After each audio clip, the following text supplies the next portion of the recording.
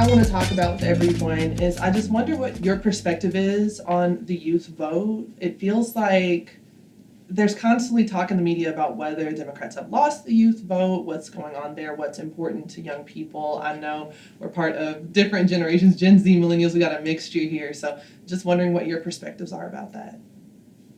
I think it's a good question. I don't know necessarily if I believe that the youth vote is lost. I think what we aren't doing is being creative in how to engage the youth. And I think we're also getting very nitpicky on how to engage the youth voters, you know? I mean, like, we're at the DNC, and there's all this talk about people being upset that content creators are here. But it's like the youth are not watching CNN. They are not watching the news, you know? And I don't think that it is smart for us to be in a place right now that we are trying to gatekeep how we activate voters. And I think we have to be creative to be able to meet people where they are and to hear them. Because I think a very important thing about children and youth and how they are being talked about, you know, within the political sphere is the fact that they live in the age of digital media, right? And digital media is all rooted in being seen. So if you want the youth to vote, you have to see them. You have to hear them. You have to listen to them. You have to let their voices be heard. Otherwise, they will just fade into the black. Yeah, I agree. I think that makes a lot of sense. And I feel like they know, right? A lot of these older forms of media, right? They know, because why does CNN have a TikTok? Why are they on Twitter? Why do you see people having podcasts? They obviously know it works. I think that there's definitely some gatekeeping that goes on there. And I know I say this a lot within my profession. It's the same thing in the law, right? The law is gatekept so that a small select group of people can charge $300 an hour for the information. Right. And it feels like it's kind of leaning in that direction a little bit of trying to almost gatekeep this from young people. And also this, I don't know, I feel like they're underestimated too, because I've gotten into the nitty gritty about the law on my platforms and explaining things, but you hear from folks in other media circles who say, well, they don't want to know about that, as if they're not smart enough to comprehend it, or they don't want to know. It's like, yes, they do. And I feel like there's both underestimating younger voters as well as, like you said, trying to gatekeep and be nitpicky. So, that's a good point. Yeah, I love that. And to build off that, I'm a member of Gen Z, and I saw a shift that occurred after Biden had stepped down and allowed Kamala Harris to step up. And that shift was that a lot of people got more actively involved and were okay with now being actively involved in support of something that they felt was now invigorating them to get involved. And I feel like, to your point about underestimating the youth vote, you see a lot of times when people say you're too young. Even when I get on my platform and I talk about things, I try to come from a place of civic engagement, compassion, empathy, humanity, to talk about things that are really impacting the lives of people. And I got many messages where they're like, how old are you? You know, like, who's letting 12-year-olds get into politics now? And it's like, shouldn't the goal be for this generation to become involved? Should that not be the goal? Should that not be the way in which we're trying to inspire the next generation to get actively involved, get involved in things that impact us, our children and our grandchildren? So I feel like when I see people underestimate the youth vote, I'm like, oh my goodness, you're making a big mistake, because that's where the power resides. That's where the power is. So to your point also, I did see a lot of people who were frustrated with the idea of content creators being there. They're not the press, they're not the media, why are they there? And it's like, you understand that the way in which to reach people is to reach them through the way in which they can be reached. And content creation is one way, content curation is another way. So it's like, when I see people get upset about that, I'm like, why? Why? And we do have to get more creative with addressing the issues that are actively impacting people's lives and the things they care about and that they value. Because a lot of people vote from a place of what they value. They vote from the things that they see as important to them and to the people that they care about. So you have to be able to address that in a way that they are able to receive it and hear it.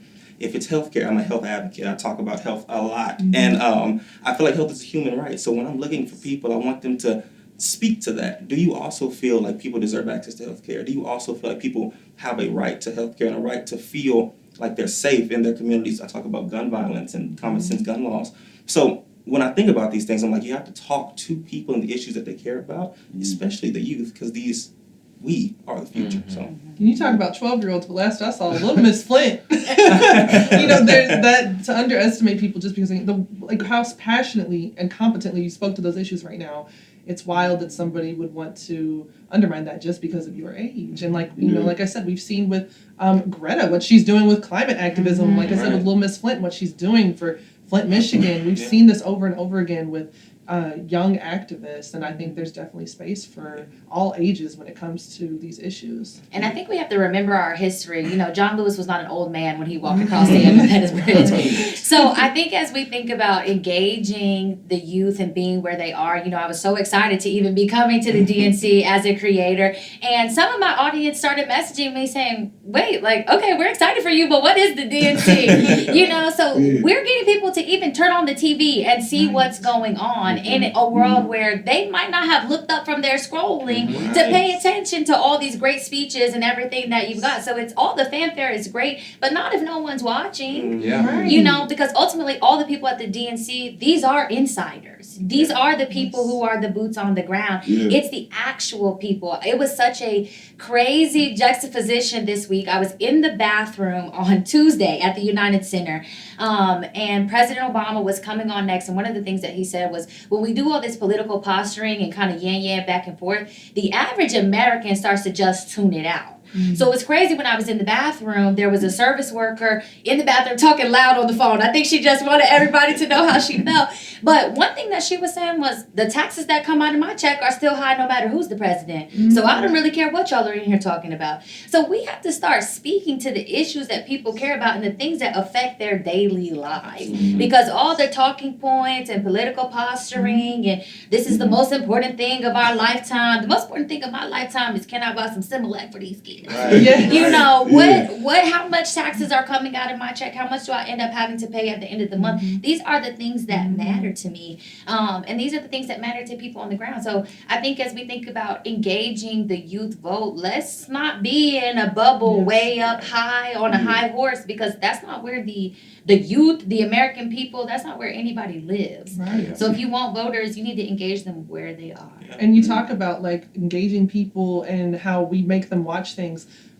Because I do have a disabled child, and because I have a circle of other parents who follow me and interact with me who also have disabled children. When I shared and talked about Tim Walz's son and his presence at the DNC, there were followers of mine who were unaware of his son and his disability and that representation. But they knew to go look at that now and see kind of what's going on there and how they might be represented now, you know, in the Oval Office when it comes to a disability standpoint, because they were not watching the whole DNC, the hours and hours and hours.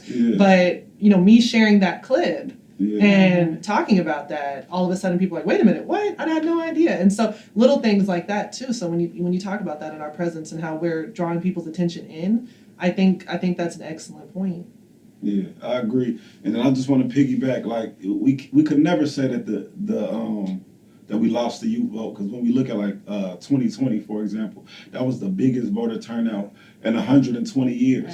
And, you know, I think a lot of it was attributed to George Floyd, to him getting killed. And when you look at that, like, that's so many people mobilizing and showing up, you know what I mean, on a consistent basis. And then, you know, like, when we step back, you know, it just goes to show, like, right now it's 2024, and you know what I mean, that can happen again, you know what I mean? Like, we got to speak to everyday issues, but I think one big thing is education, you know what I mean? I think that's the biggest thing we're missing right now, because it's almost an election, and I feel like every 4 years we doing a fire drill, you know what I'm saying? It's like it's like get out and vote, but the education has to start way before that. So no, we haven't lost the youth vote, because I was a young person who honestly was completely on the other side. Like, if you asked me about voting, I would have told you, like, nah, bro, I'm not with that. I don't understand that. But it had to be explained to me. You know what I'm saying? My cousin explained it to me. She was running for Congress, and it had to be explained to me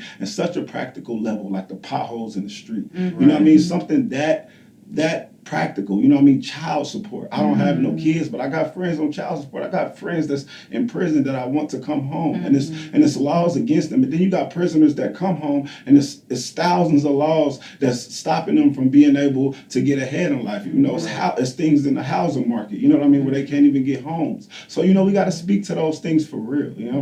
Yeah, and I think that's a really good point.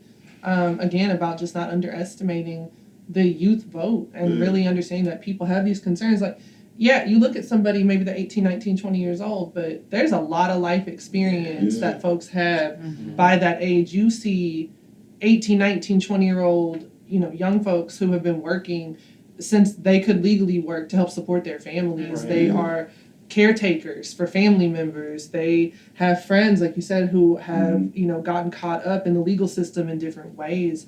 I know in my home county, in Shelby County, Tennessee, the average age of first-time mothers is 19. So how are you going to tell me that somebody is competent enough to be a mother, but they're not competent enough to have a say in what's going on in this country or understand the things that affect them, right? Like that, I can't, that in my mind just doesn't make any sense. And you made a beautiful point, which is that the thing that turned you on to becoming a voter was a conversation with someone. So just a simple explanation goes a long way. We've got to stop, going for the overarching umbrella and just get back down to having simple conversation with our friends, families, and neighbors. Yeah. That's what I'm trying to promote on my channel now. My dad was not interested in voting in this election. When I called him to talk about Vice President Harris, he said, well, she keeps talking about the middle class. I'm not in the middle class. I'm the working poor. Who's talking about what poor people are dealing with? And I said, well, let's look a little deeper into what she's talking about. And I introduced him to the call that Roland Martin had. And he got on that call with thousands of other black men who are really galvanized about getting behind Vice President Harris, who were also understanding that with a new candidate, we have the opportunity for a new platform. We have the opportunity to talk about new issues, And by the end of that call, he was ready and energized to vote for Vice President Harris. But I knew that I wasn't going to be the one to be able to introduce that to him in a conversation. So I tried to get people that I knew he would relate to, people that I knew that he would be energized by, to have that conversation with him. So every little bit that we're doing, these calls, the videos, they make a difference and they matter. They absolutely Yeah, I do. love how you To said. add- Oh, no, go ahead. No, I was gonna say, and to add to that, without the conversation, the people who are not voting are only stuck with what they see. They're only stuck with the misinformation. They're only stuck with discouragement. They're only stuck with people saying, I'm not going to vote because we don't even elect the president. It's the electoral college. You got so many of those things. You got stolen elections. You got to have this certain type of ID to vote. And, it's people in prison that get out. They're like, I be talking to my homies all the time. They be like, oh, no, I can't vote. I'm a felon. And they don't even know that they can vote. You know what I mean? So if we're not having those conversations with people, then they'll always be discouraged because the abundance of misinformation out here is ridiculous. You know what I mean? Yes. I think that's also where a little bit of the mistrust in the youth vote, but I think it goes far beyond youth. I think I've always been, since the start of social media, I've always been like, there needs to be a social media literacy class. I said, because there are so many, like we done all had the aunties that done clicked on a link and be like, they done stole my social security number, or like, when I was at Ellen, there would be like fake Ellen accounts and they'd be like, Ellen asked me for my address and I gave it. I'm like, come on, you got to be smarter than that. You know what I mean? And I think some of the distrust comes from, we do live in this space of having a hive mentality. We live in a space of like, as soon as we see something, we take it as face value. Yes. We don't do our own research to unpack it or to learn more about it or to see what is true and what is not. And so I think, especially as content creators in this space, I think it is also our job to be those connectors. Like I am, even though, we put on this label of an influencer, something that I always stress, especially when it comes to the youth vote, I am always empowering the youth to be able to make their own informed decision. Right. It's no different than an ad. Just because I do an ad for this company don't mean you got to go and buy it. I don't care. You know what I mean? I'm just trying to get my check. You know what I mean? So it's like, but you should be able to look at something and be like, oh, I see this information. Let me go do my own digging instead of like, I can't stand it when somebody come up to me. My mama does it all the time. She'll be like, I was on Facebook and I saw this. Did you know this happened? I said, that's not true. That is not true. There was this one thing with recently Celine Dion in Paris. Then there was like a video of actually Gabby Guilford like on Facebook. They were like, did y'all see Celine? I'm like, that's not Celine Dion.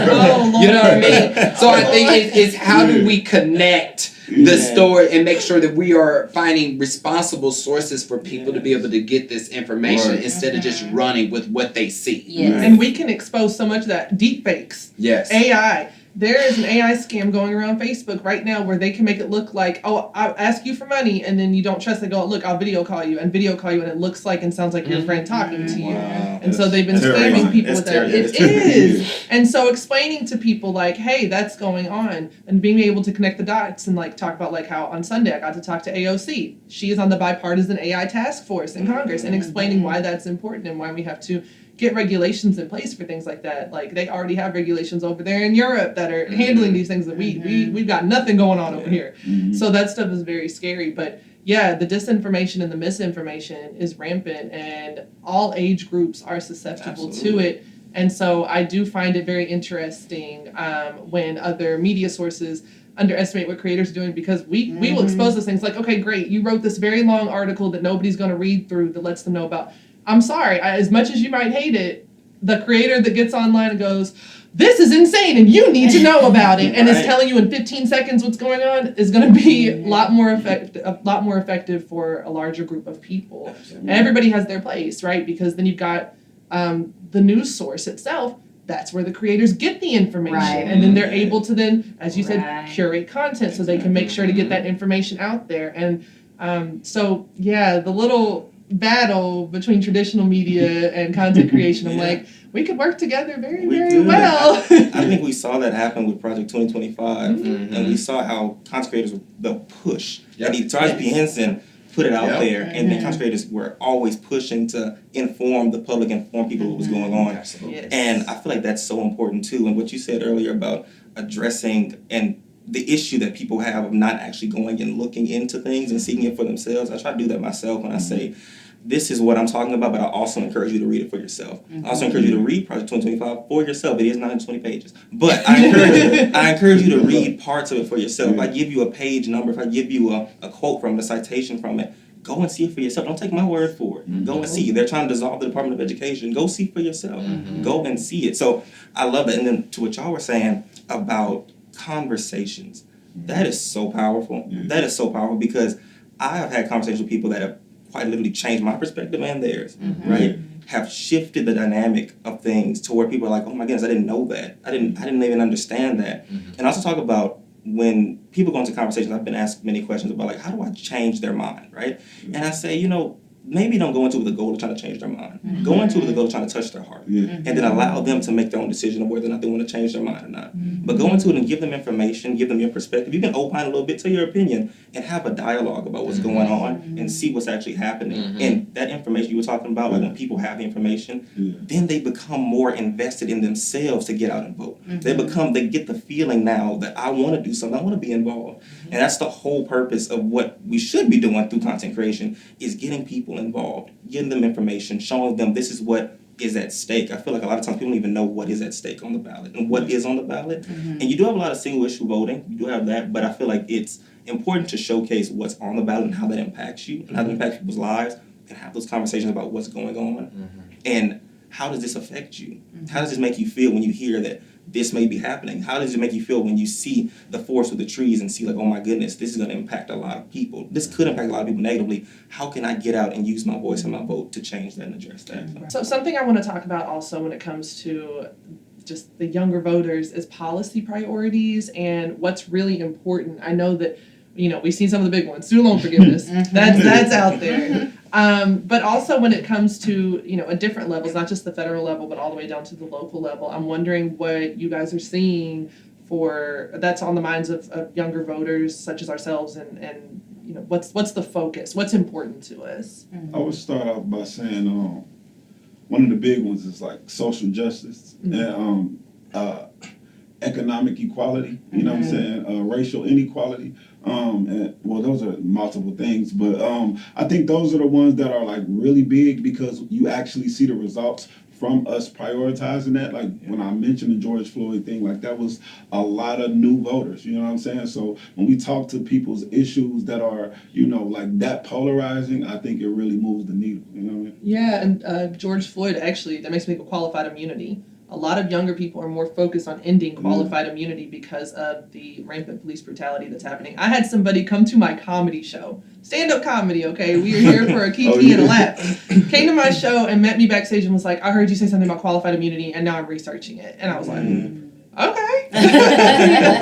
So yeah, it's interesting to see just how deep we are getting into different policies, and not just talking about police brutality generally, but now talking about the specifics of how we address it with things like ending qualified immunity and pushing our representatives to do that. And another thing I would like to say too is like, because we always try to tell the youth like, to vote and like what we want, what issues we think matter to them. But I think it's always extremely, extremely important to ask. You know what I mean? Yes. Because like that's you find out the soul of somebody when you ask what they actually dealing with. You know what I'm saying? Like when I first got turned over to voting, the thing that turned me over was just literally I mentioned potholes in the street. You know what I mean? And that like that was like the smallest thing. And then she was like, oh well, it's a transportation bill, or you know what I mean? Like so it was like, oh snap, like, and that was my aha moment.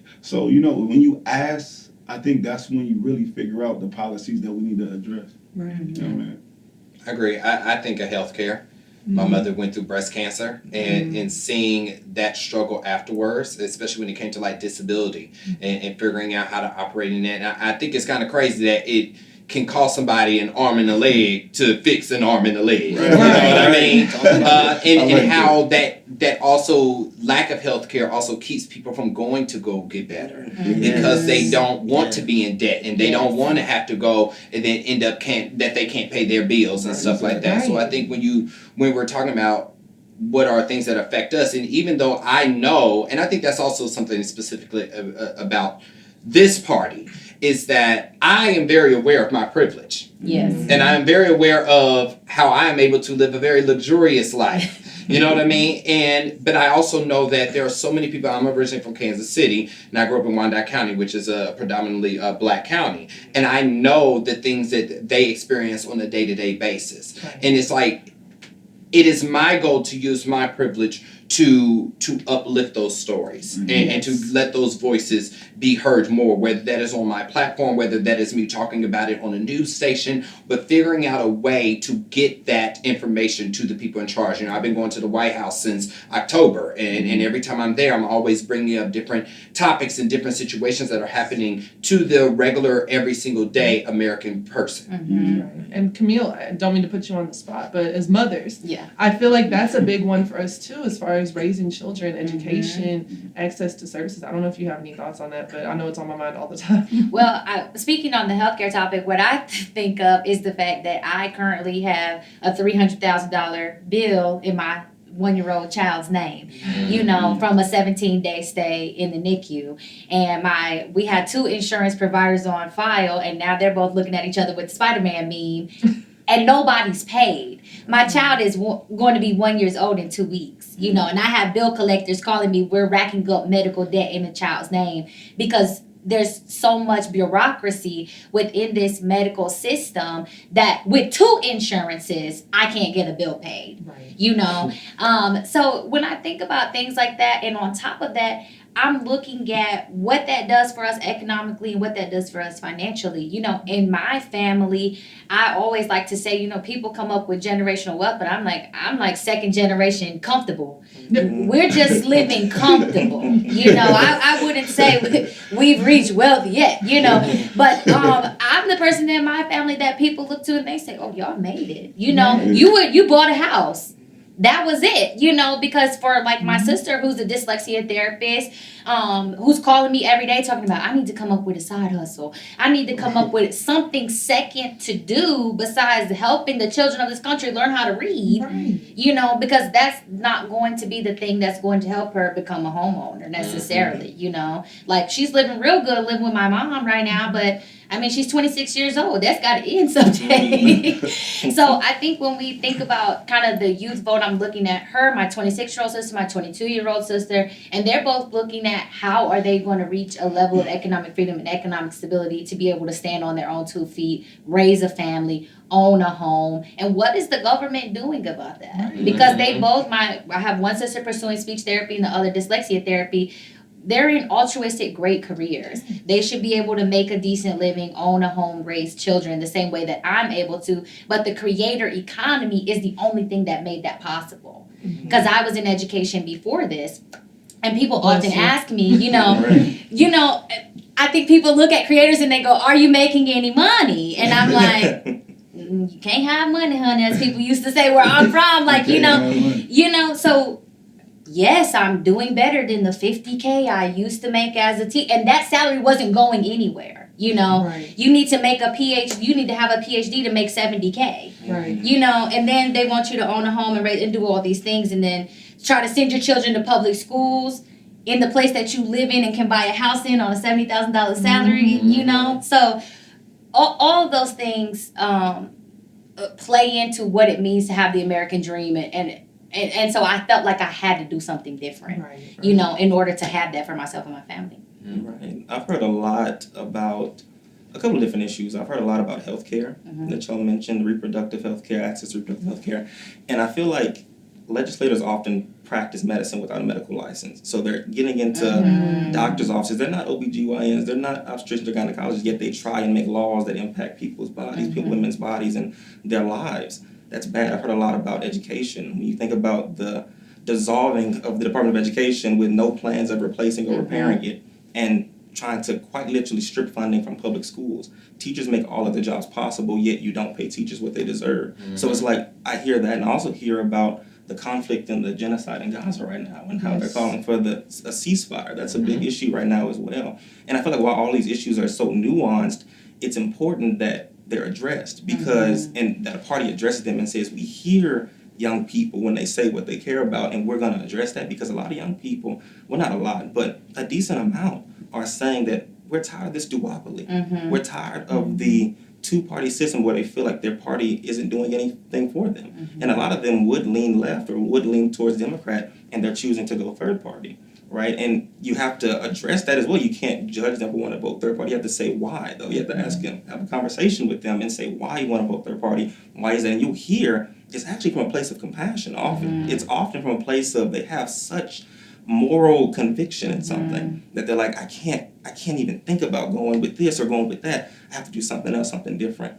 And it's hard to try to then convey people like, well, if you do that, you may be exacerbating the issues that you care about. Because if someone else gets into office who doesn't have those same viewpoints as you, then the issues you care about may actually get worse. And that's a whole nother conversation to go into. So I feel like it's important to, like you said, listen when people say what they're saying and say what they're meaning. And it's also important to understand that people have their experience to inform what they believe and what they hold true to themselves. So a lot of times when you see someone who is a single issue voter, it's because that issue for them is their entire world. That is their whole life. And you can't take that from them. You can try to help them see, like I said earlier, forest through the trees, but that is their life, right? And sometimes that's what got them involved in politics in the first place. The thing that got me involved in politics in the first place, I did a lot of volunteer work before I got into politics. And through that, I was like, oh my goodness, I want to have the greatest impact that I can have. And I'm just one person. I go and I volunteer at the food bank. I go and I do certain things, but I want to expand that. I want to have an even broader impact of a greater magnitude. And I got involved in understanding that policy-based initiatives and things that are in our legislation actually impact lives. That's how things impact people's lives. And if we use it correctly, it can help people. It can impact it for the better. Because I see a lot of times you talk about unprecedented things and how these things are so unprecedented. We talked a little bit about Chevron, talked about the immunity case, and these are unprecedented in a negative way. And I said, how about we do something unprecedentedly positive, unprecedented in a positive way? And I talk about making history versus repeating history, where you can vote for Kamala Harris to make history, or you can go backwards, because we have a campaign who's trying to revert us. But it's interesting because you have a lot of people who really do want to get involved. They just don't really know how, because if their issue, like mine, for me, was I want to have a positive impact, and I gravitated more towards health advocacy, human rights advocacy, talking about social injustice, racial injustice. That was my thing. And if someone tried to tell me like, oh, but you have to think about other stuff at that time, would I have been able to receive it at that time to understand that that is my thing, but that's not the only thing? And over time, you develop that understanding that is not the only thing, right? That there are more things out there that impact people. It may not impact you, but it impacts people, right? I'm not a woman, but I understand that access to reproductive health care impacts women. It impacts people. And I grew up in a house with a mom and a sister, and I know that this impacts people. So that's why I also care about it, because I care about people. And I feel like a lot of times our politics is so rooted in being political and being polarized and profit a time. Yeah. Oh yeah. And it's Yeah. important that we prioritize people over profit, people over politics. When I think about what politics should be, we shouldn't be having this debate about whether or not the issue exists. We know that people don't have access to health care. We know that there are people who are homeless. Why are we debating whether or not that's an issue? We know it is. Why don't we have a conversation, a constructive conversation about how to address that issue that we all know exists? Why aren't we having a conversation about that? Why are we debating whether or not the issue exists in the first place? And I feel like it's because people don't prioritize people. Right. They don't have compassion in politics. They don't have an empathy when it comes to actually suffering with people and being there in the situation with them. Which is why I was actually so happy when I saw the empathy that's being displayed through this campaign and through Tim Walz and Kamala Harris. I actually see empathy. I see compassion there. I see people that care about people and who are prioritizing the issues that affect people and how to address them. So I hope that through that and through that empathy, through emphasizing compassion, you're able to get people who may not be able to see past that one issue and understand, like, okay, these are the issues we're facing. How can we address this one while also the ones that impact the majority of society? Yes, I I think. want to say another thing too, because as important as policy is, we're talking about policy, but I think we have to really, especially for the people that are not voting, we have to really make sure that they understand the delegation of the policy, right? Because so many people, and I was one of them, I wasn't college educated, you know what I mean? And they automatically think about the president when we think about healthcare, you know what I'm saying? Yeah. When we think about social injustice, when we think about all of these problems, literally all the way down to the police in our community, we don't know that the mayor can fire the chief of police in our community. Right. We literally think this happened. What is the president going to do? And I think that is one of the biggest disconnects, because now everyday people are diving, micro focusing on the actual lifestyle of one person, you know what I mean? And we have thousands of people in the government, you know what I mean? And I think education is probably one of the most important things that we can push right now when it comes to getting new people to vote. Education is everything. I started, I got a children's book, I got a documentary called Simplify, where I'm simplifying the government all the way down there. I mean, the reason why I'm here is because of the song that I made, breaking down the government, but people have to know that it's more than the president. And until we make that probably one of the biggest things, the biggest focuses of government, we will always get people discouraged by the system because they're looking at one person. I think we have to make politics practical, like you're saying. I think about, being at the doctor's office, right? Your doctor has studied for 12 years, sometimes longer. And when they come in there, they don't pontificate to you with scientific terms about what's going on with you. They break it down in a practical way so that you can understand what is wrong and what your treatment plan is going to be. And I think in the government, we need to be doing the exact same thing. I understand that you all went to law school and y'all have a lot of big words that you can write in books and make long statements and speeches. But the average person just wants to know, what are we about to do and how is it going to affect me? Exactly. And our politicians have to do a better job at all levels of communicating that to people. And I think one of the interesting things on the Republican side, certainly with the candidate that they have right now, he dumps it down. Yeah. He simplifies. And so his But he can't help it though. That's the only way he can. I'm saying I do have more degrees than that guy. But he gives people these talking points, a lot of times rooted in misinformation, but they take it and they run with it because it's simple, it's easy to remember, and they're ready to spread it like wildfire. So I think in a lot of ways, we've got to do a better job of helping people to understand what the facts are, communicating them in simplified ways, and explaining to people what we're going to do to help them. Right.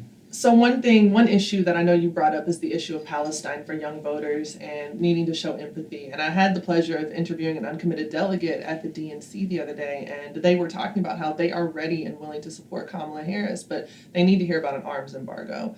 And when you talk about a single issue, just because it's a single issue doesn't mean it's not this person's entire world. And so needing to be respectful of that and understand that, there are different paths to democracy. And I've said it before on my platform that while I'm voting for Kamala Harris, these uncommitted delegates and uncommitted voters are doing their part for democracy and highlighting an issue, because the funding that happens from the United States in this conflict has directly affected us, right? First of all, I don't need my tax dollars doing anything like that when we are trying to feed people here, provide healthcare here, and also a lot of the different efforts of funding that sort of thing has also affected Black congressional candidates here, which then affects Black people who they are trying to represent, and just trying to show people and educate them on those connections, but at the same time saying, okay, I want you to yell, I want you to protest, I want you to get out there, but I need you to be competent when you do it.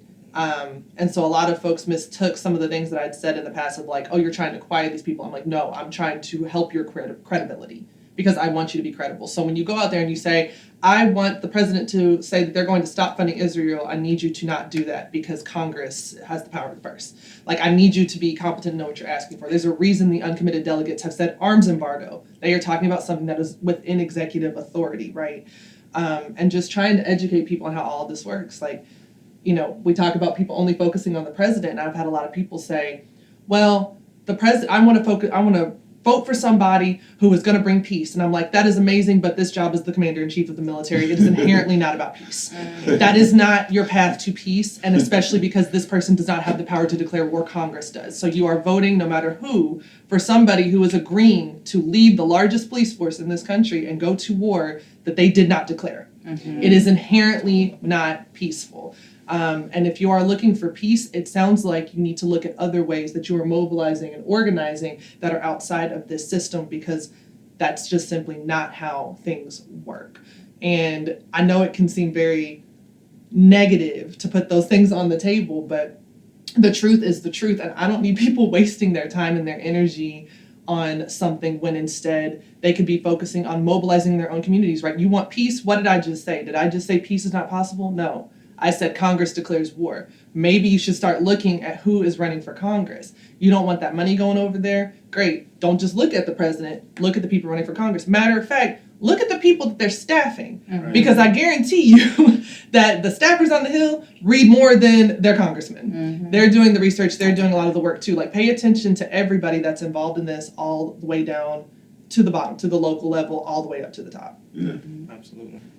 So I'm really interested in civic engagement and how we can keep that going all year round, not just every 4 years, not even just during the midterms, but all year round, all the way from the local level up to the federal level. And I know that one way that I try to do that is I try to make it as easy as possible for people. Like, I know that we were trying to oppose Governor Bill Lee in Tennessee from signing a bill into law. And so I made like a little link that people could click on and bloop, send an email right to them, like directly. They didn't have to do any of the legwork. It took them, less than 30 seconds to get that email and keep them civically engaged and like knowing what's going on and involved in more than just voting. And that's just one example I can think of, as well as getting involved in, your school board and your PTA if you are a parent, even if it means you just show up once a year to the meetings, right? Letting people know that even just the little bit that you can do is still something. And I wonder what other ideas y'all have for keeping folks engaged all year round. Yeah, I would say I think one big thing, because like when I first got even turned on to voting, because I was on the other side, because I had voted in 2012 for Obama, and I felt like my life didn't change. So I was so discouraged from the system, and then when I actually had the conversation that turned me on to voting, I realized that 90% of my issues with the system were local issues. You know what I mean? So I think we need to popularize town hall meetings and city council meetings, because when I go into them in my city, I'm from a small city, granted, but there's sometimes nobody there, you know what I mean? And we have people who have power to do so many things in the city. So I think doing that, town hall meetings, and then I also think that education, just honestly, before people gain the perspective of how they feel about how the system is, because a lot of people are now married into their belief of how the system is, or that it's against them. But you have people that are 16, 17 who don't yet have a perspective, you know what I mean? So, trying to educate them, you know what I mean, so that they can mobilize when they get older, I think is important too. Yeah. I think what's really interesting about what you were saying from the local level also is that I really think one of the ways that people can get engaged outside of voting is kind of following political influencers in a sense. Like part of my getting engaged in Texas politics specifically was due to me following a creator named Avery Bishop. She was Miss Texas and now is running for a state house seat, but she keeps me informed. You know, there are still candidates who are running for state house who are sending paper in the mail. You know, my mailbox lady leaves notes in there like, is you gonna check this? You know, like, so I'm not necessarily paying that much attention to my physical mail, but sometimes I get on socials, I see, okay, this is what's going on in our state house, and then that gives me an opportunity to get involved. So like you were speaking to, put in those links. I think if we're following the right people who are engaged in that way, that almost is our CNN. That is our news channel, and that gives us an opportunity to see the issues, because I think it can feel very broad to people. You know, it's like, get engaged civically. What does that mean? Where, you know, what, like, my dad was a judge last year, kind of haphazardly. He was appointed as a judge in like a special circumstance, and so was a judge for a year. But I was like, oh, I did not know. I was like, are they letting you do that? That's interesting. Like, you know, so, but anyway, but that taught me a lot about that level of the judiciary system that I really did not know about, because it's not publicized, and there's when people are not paying attention and nobody's going to those meetings, then everybody is kind of sitting in their own little bubble, you know, and they're not engaging with the people, you know, because even my dad was telling me once, he's like, yeah, this person doesn't want to pay this, so I'm like, you getting a little high on the hog, aren't you? Like, you know, just a few weeks ago, you was kind of in that same situation. Like, you know, so power goes to people's heads. Like, we have to keep them humble. And the only way we can do that is by staying in their face. So I think it's really, if we take on that charge as influencers, then I think it's our job to be accurate in what we're talking about. But I think as, you know, just the average person who's looking for it, like pointing them to those people who can help them get involved. And you talk about influencers, just real quick, a difference between us and CNN, even if they do have a TikTok account or whatever, we can talk back to our comments. That's true. We can look at our comments and make video responses. You're not seeing that from traditional media because they work in a different space. They have a code of ethics they have to follow. They're a little more rigid, and we're able to engage directly, and that also makes people feel more seen. Right, absolutely. I feel like also, when you think about civic engagement, a lot of people do gravitate towards the idea of voting. And I try to say, you know, vote is the baseline, right? You vote in addition to. And people are like, okay, where do I start? Where do I go? And a lot of times, a couple of things. One, I feel like you can direct people to different organizations that are involved in things they care about. So if you see like, oh, I care about health, I care about education, find different organizations where you can volunteer, or even work on a campaign where you can actually see how the soup is made or what's going on behind the scenes when it comes to getting involved, knocking on doors, getting actively engaged in society. And also, like you said, content curation is an entity of its own, to where you can follow that and see that you're engaging with real people. I feel like there's oftentimes this disconnect between people and media, to where it's like, oh, they're on the TV. Like, they're untouchable, they're unreachable. We see that a lot with celebrities, too, where it's like, oh, they're unreachable, they're untouchable. Like, if I wanted to call the Obamas, I couldn't, right? So it's like, you see that sometimes with media outlets, and it's like, oh, and they're paid to say what they say. They're getting paid to do that. Whereas you see content curators who actively are getting on there talking about real stuff that real people can feel. And I feel like someone yesterday, I don't know who it was, said that the power of the people is greater than the people in power. So if you can convince people, like, hey, we have the power here, right? We don't have to just sit by and allow things to happen and be like, oh man, just another day in America. No, we have the power. It resides with and in us. So I feel like that's important as well, into what you said earlier about calling. Call your people. They work for us. Call them. Yeah. And if they're doing a bad job, call them. If they're not doing the work you want them to do, fire them. Vote them out. It's like, that is our power. That is the power that we have. I believe Jasmine Crockett actually said, like, I work for the people. Y'all can fire me anytime. Fire them if they're not doing what they need to do. I also think taking the responsibility away from the everyday person. I think these elected officials need to be out in the world. I agree. Like, I think you need to show up, because at the end of the day, the everyday American is working 9 to 5 to stay alive. Right. You know what I mean? So they don't necessarily feel like they got the time to go to the town hall meeting, or they don't have time to be sitting on phone calls and calling people. They're like, I'm trying to just survive on a day-to-day basis, you know? So it's like, and especially just like, you know, you work for the people. It's like, if I've employed you to show up, then I want you to show up. Right. You know, I want you to come to the block party, you know? Right. I want you to come to the church anniversary. Right. Like, I want to see you in the streets with the people, because I Right. think even in content creation, we all live in our own bubbles. Yes. Yeah. So our existence and the decisions that we make and the way that we move around the world is based off of that experience. You know, there are times when I go home and I'm like, oh, I forgot it was even like this. You know, I forgot that this was what life was at that time. You know what I mean? So it's like, how can you be championing for people that you don't even know, or that you aren't experiencing what they are going through on a day-to-day basis, because you are in your bubble. Right. Yes, and that is the going home thing. That definitely that hits, because I try to stay as connected as I can to Memphis, and I love my Memphis people because they stay in my comment sections deep. But like yesterday, I was in the hall with some folks from Memphis at the United Center who are, you know, just not any big old politicians who you might see, but they're everyday people working in the community, and I was able to get some interviews so I could post on my platform and highlight what's going on. When I go home, I go home. Like, I'm out, I'm around, I'm seeing people. I know people like, come to Overton Park, we're gonna do, you know, there's somebody here running for office and they want to be, yes, let me come put you on my platform.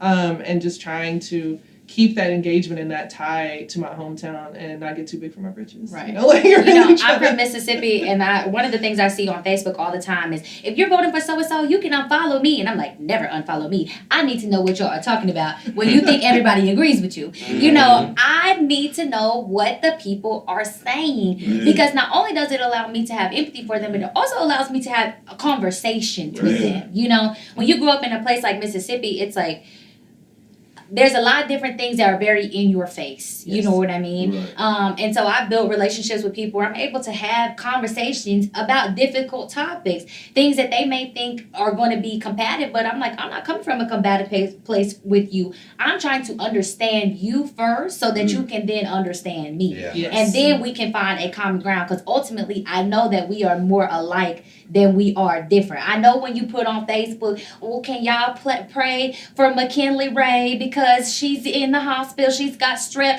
I can pray for McKinley Ray. You know, these types of things, I'm like, these are the things that bind us together. And then we can talk about who's going to have the best healthcare policy, because none of us ain't rich yet, okay? So I don't necessarily think we should be going for the person who's trying to benefit the billionaires and who's trying to give you talking points so that we can argue back and forth on Facebook. Exactly. Right. If I could talk to a young voter and tell them one thing, I would let them know that they can't escape the government. You know what I mean? Like, not voting is voting. You know what I'm saying? And there are people who are dedicated, who are going to show up every single election, and they're banking on you not showing up. As a matter of fact, they know that you won't, and they have your entire lives in their hands.